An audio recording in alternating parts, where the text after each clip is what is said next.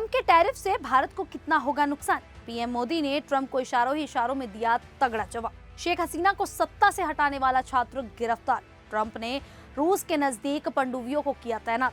Islamabad express की कई डिब्बे पटरी से उतरे। नमस्कार, मेरा नाम है शालिनी और आप देख रहे हैं द न्यूज़ 15। स्वागत है आपका हमारे खास प्रोग्राम दुनिया के हालचाल में। चलिए नजर डालते हैं इन बड़ी खबरों पर विस्तार से। अमेरिका के राष्ट्रपति डोनाल्ड ट्रंप ने भारत पर 25% टैरिफ लगाने की घोषणा की है, लेकिन भारत सरकार इससे घबराई नहीं है।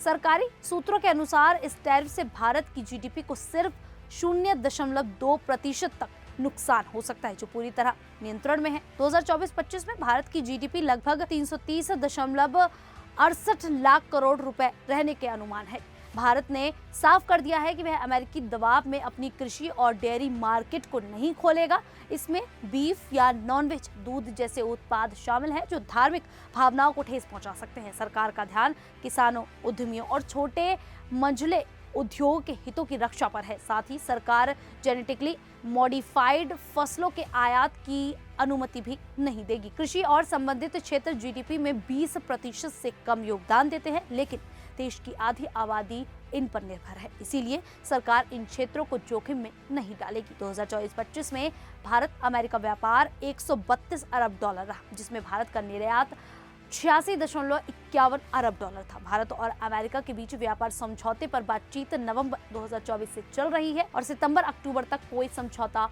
हो सकता है। इस समझौते के बाद टैरिफ में राहत मिलने की उम्मीद है। फिलहाल ये टैरिफ 7 अगस्त से लागू होगा। हाल ही में भारत और अमेरिका के बीच टैरिफ को लेकर तनाव बढ़ा हुआ है।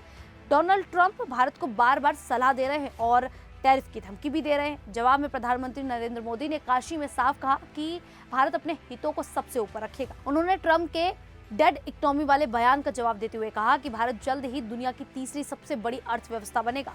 ट्रंप ने दावा किया था कि भारत ने रूस से तेल खरीदना बंद कर दिया है, लेकिन मोदी ने स्पष्ट किया कि भारत रूस से तेल और हथियार खरीदना जारी रखेगा, क्योंकि यह देश के हित में है। अमेरिका लंबे समय से भारत को F-35 फाइटर जेट बेचने की कोशिश कर रहा है, लेकिन भारत ने इस प्रस्ताव को ठुकरा दिया। पीएम मोदी ने कहा कि भारत वही खरीदेगा जिसमें भारतीय मिट्टी और श्रम शामिल हो। ट्रंप ने भारत और रूस के संबंधों पर आपत्ति जताई और भारत पर 25% टैरिफ लगाने की बात कही। उन्होंने ये भी कहा कि रूस से सैन्य उपकरण और तेल खरीदने पर भारत को और सजा मिल सकती है। जवाब में भारत ने साफ कर दिया कि वह अपने आर्थिक और राजनीतिक हितों को प्राथमिकता देगा। मोदी ने जोर देकर कहा कि भारत के फैसले देश की जरूरतों और हितों के आधार पर होगा। बांग्लादेश की राजनीति में इस वक्त एक नया मोड़ आया हुआ है। 5 अगस्त 2024 को शेख हसीना की सरकार गिराने में अहम भूमिका निभाने वाले छात्र नेता आलम अपू को पुलिस ने वसूली के आरोप में गिरफ्तार कर लिया। ये गिरफ्तारी हसीना की सरकार गिरने के ठीक 1 साल पहले शुक्रवार को हुई। आलम अपू के साथ 5 अन्य लोग भी गिरफ्तार किए गए, जिसमें स्टूडेंट अगेंस्ट डिस्क्रिमिनेशन के 2 बड़े नेता इब्राहिम हुसैन मुन्ना और अब्दुल रज्जाक रियाद शामिल हैं। SAD ने पिछले साल उस आंदोलन की अगुवाई की थी जिसने हसीना की आवामी लीग सरकार को सत्ता से हटा दिया। पुलिस के अनुसार आलम अपू और उनके साथी 17 जुलाई को पूर्व सांसद शमी अहमद के घर गए और उनके पति अबू जफर से 50 लाख टका मांगे। उस दिन उन्होंने 10 लाख टका वसूल लिए। 26 जुलाई को बाकी 40 लाख टका लेने पहुंचे, लेकिन परिवार की शिकायत पर पुलिस ने उन्हें पकड़ लिया। सीसीटीवी फुटेज में पैसे लेते हुए उनकी तस्वीर वायरल हो गई। पुलिस ने बताया कि आलम अपू को ढाका के बारी इलाके से पकड़ा गया। इस मामले में पहले 5 छात्र नेताओं को गिरफ्तार किया गया था, जिसके बाद SAD ने उन्हें संगठन से निकाल दिया और अपनी सभी इकाइयां भंग कर दी। इस गिरफ्तारी से बांग्लादेश में काफी हंगामा मचा हुआ है। वहीं अमेरिका और रूस के बीच तनाव चरम पर है। अमेरिकी राष्ट्रपति डोनाल्ड ट्रंप ने रूस के पास 2 परमाणु पनडुब्बियां तैनात करने का आदेश दिया है। इसका कारण रूस के पूर्व राष्ट्रपति दिमित्री मेदवेदेव का बयान है, जिसे अमेरिका ने परमाणु हमले की चेतावनी माना। इस बीच 63 साल पुराना क्यूबा मिसाइल संकट फिर चर्चा में आ गया है, जब अमेरिका और सोवियत संघ परमाणु युद्ध के कगार पर थे।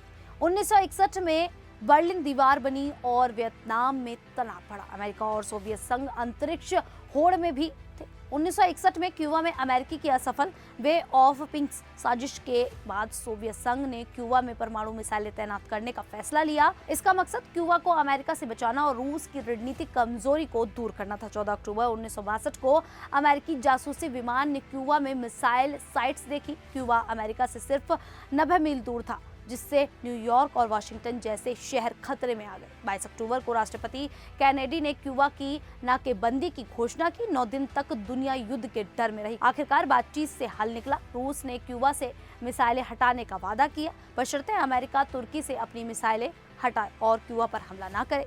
कैनेडी ने इसे माना और संकट टला। इस घटना के बाद व्हाइट हाउस और क्रेमलिन के बीच हॉटलाइन बनी और 1963 में परमाणु परीक्षण पर प्रतिबंध संधि हुई। आज का तनाव उस डरावने इतिहास की याद दिलाता नजर आ रहा है। वहीं पाकिस्तान के लाहौर के पास काला शाह काकू में इस्लामाबाद एक्सप्रेस ट्रेन पटरी से उतर गई। यह हादसा शुक्रवार शाम को हुआ जब ट्रेन लाहौर से रावलपिंडी जा रही थी। हादसे में ट्रेन के 10 डिब्बे पटरी से उतर गए, जिससे 30 यात्री घायल हो गए, जिनमें 3 की हालत गंभीर है। पाकिस्तान रेलवे के मुताबिक यह हादसा लाहौर स्टेशन से रवाना होने के आधे घंटे बाद हुआ।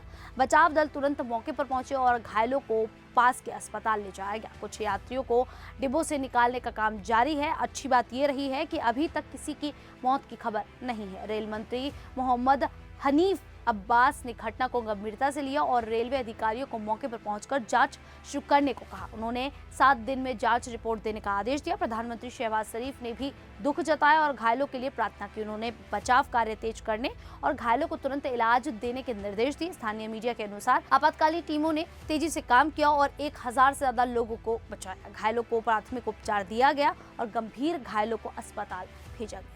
ये जानकारी सुन आप सभी को कैसा लगा, आप हमें कमेंट करके जरूर बताइएगा। अभी के लिए इतना ही, फिर हाजिर होंगे ऐसे ही देश और दुनिया से जुड़ी बड़ी खबरों के साथ। तब तक के लिए देखते रहिए द न्यूज़ 15।